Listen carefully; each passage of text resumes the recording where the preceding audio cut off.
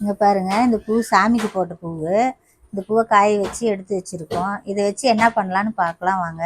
இதை கொஞ்சோண்டு மிக்ஸி ஜாரில் போட்டு அரைச்சிக்கலாம். நல்லா கொஞ்சம் பவுட்ரு பண்ணிக்கலாம்.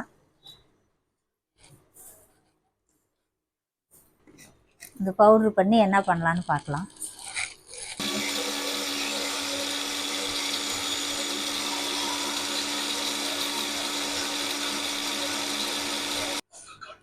பாருங்கள், கொஞ்சம் மட்டும் பவுட்ரு பண்ணி வச்சுருக்கிறேன்.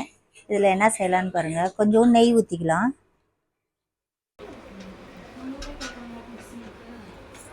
இப்போ கொஞ்சோண்டு இது சென்ட் ஊற்றி கலந்துக்கலாம். ஒரு முடி ஊற்றி நல்லா பிசைஞ்சிக்கலாம்.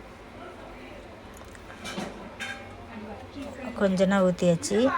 இப்போ பிசைஞ்சிக்கலாம். இப்போ கொஞ்சோண்டு எண்ணெய் கொஞ்சம் கலந்துக்கலாம்.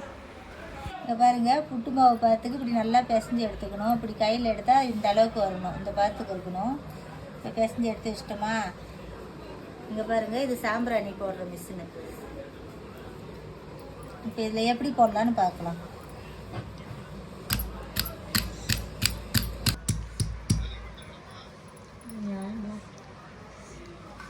இங்கே பாருங்கள், இது எவ்வளோ அழகாக வருது பாருங்கள்.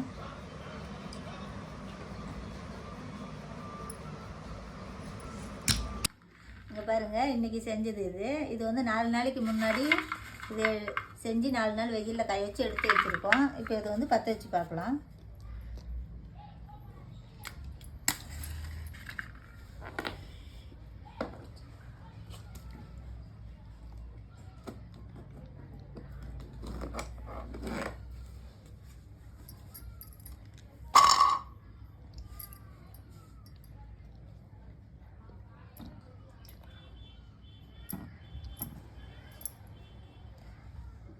இங்கே பாருங்கள் எப்படி புகை வருதுன்னு. நல்லா வாசனையாகவும் இருக்குது. இதே மாதிரி பூவெல்லாம் வேஸ்ட்டு பண்ணாதீங்க. இதே மாதிரி நீங்களும் உங்கள் வீட்டில் செஞ்சு பாருங்கள். செஞ்சு பார்த்துட்டு கமெண்ட் பண்ணுங்கள்.